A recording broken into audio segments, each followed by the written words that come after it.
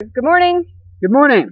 Blackfoot River Outfitters, John and Terry here. First fishing report in 5,000 years, it seems like. Oh, it's only 8 months. Right. So we've got new equipment. We've got a new studio, so bear with us. We don't know if we're color saturated or if the gamma is off. We don't know.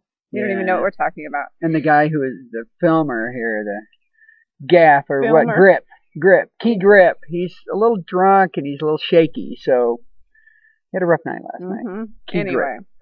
But what we do know about is fishing. Or you know about, kind of. Yeah. Allegedly. Right. Yeah.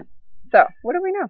We know that the fishing's good. I've been on the water a lot in the last week, and it was a cold, long February. We had almost 40 inches of snow in the bottom of the valley here, which is. And we ski. This was a lot. Even we were. It's just a lot of skiing. I'm over. I don't even want to ski. Our kids are in Canada skiing right now as we speak. They're on spring break while we're working. I want to be my kids when I come back in another way. Me too. Yeah. So anyway, it's been a cold late winter. Early it wasn't. Now it's stacked up to snow, and finally we have some fishing, and people have been hammering it pretty hard because it's everybody has a fever. They want to get out. The Bitterroot has been pretty good. It's been busy, but we've been fishing. The upper river is good with dry dropper and nymphs, and we've had good numbers of fish and some nice fish. There are fewer people, it seems like, fishing up on the upper river. The mid-river and lower getting hit a little harder, and there are some more squallows out. I think today's the breakout day for all those rivers for squallows. The Bitterroot in particular, you're going to see some dry flies, those little lutridae, little needle stones. Lutridae. They're going to be out in force. I think you're the only person who says that word. I don't know. It's just, I know a lot of Latin, okay? Right. That's just some of it. Anyway, squallow's going to be out on the Bitterroot more so. We've seen them for a week and a half, but today's going to be good. And we were on the Upper Clark Fork yesterday. It was awesome. We had a great trip. We had Simon Perkins with us from Orvis, and he lit him up pretty good, and I gave him a hard time because he was fishing dry flies. He and Pete fishing dry flies. I fish streamers. Because nobody fishes dry flies. I turned over some really nice fish on the streamers, but I didn't catch many. I just moved a lot of fish. Should have fished a dry fly. Should have, because it was good. The Blackfoot hasn't been getting hit very much yet. Some people float in the lower river. It's freezing up there. Yeah, but today it's going to be, maybe in the 50s.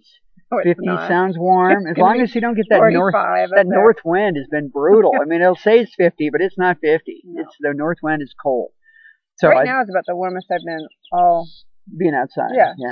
There's no wind, and it's early, but you can see our breath, but it's still warm. The sun is nice. We haven't seen a lot of the solar effect this year. No, we haven't had a whole lot of solar effect. So the lower Clark Fork is going to be.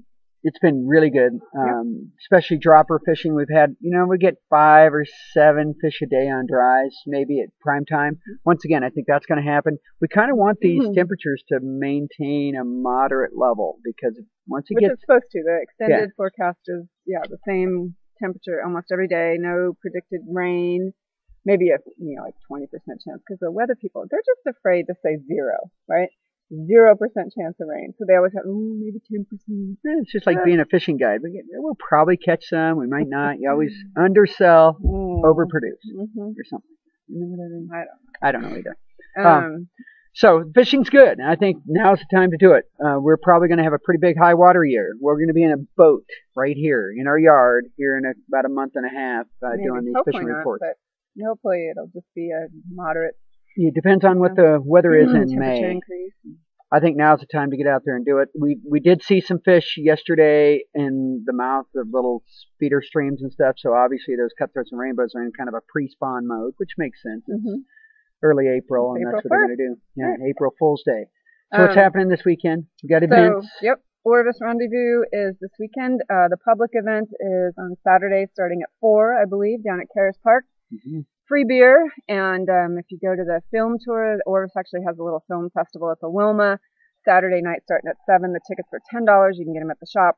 All the proceeds go to benefit Montana Trout Unlimited, which is pretty awesome. Oh, yeah, and they're going to do the boat drop. Yeah. So we set up, this is going to be great. So they're going to have the Hog Island Pinata.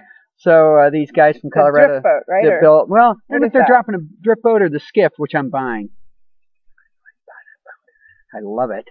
So I'm going to put a pulling let's buy a platform boat on it. that they're going to drop from a crane. That's a They're going to smart lift idea. this thing up 30 feet in the air on a forklift and just let it go with a bunch of swag in it. And the swag's going to bounce everywhere. Hopefully that won't bounce into the crowd and be some like Formula One race where like 9 people get killed. Oh my God. But it's going to be pretty funny. So you're going to want to see it. It'll be good. They're going to drop a drift boat from 30 feet in the air and hit the pavement. And more importantly, free beer, right? And the little Smokies. They're playing. The little Smokies. Are they playing? Yes, of course. Okay. They always invite the little Smokies. They're good. They're good. They are fun. And there'll be a lot of different vendors down there, fly fishing, boats. We'll have our Sotar boats down there. Will be down there. Anyway, so if you're looking to get into some new gear or just want to check some new stuff out. New rods. If you want to cast any Orvis rods, I'll have every one of them, including the new glass rods. Well, it's retro. Retro. I gotta say, I cast one the other day. It was pretty nice. Okay, and on that note, it's time to go. Wow. It was. I mean, if you were a dry fly fisherman, which I'm not. Thanks for watching. We will try to update this more than once a year. We promise. No, why do you say that? You do not promise. We promise. All right. Thanks for watching. Call if you have any questions.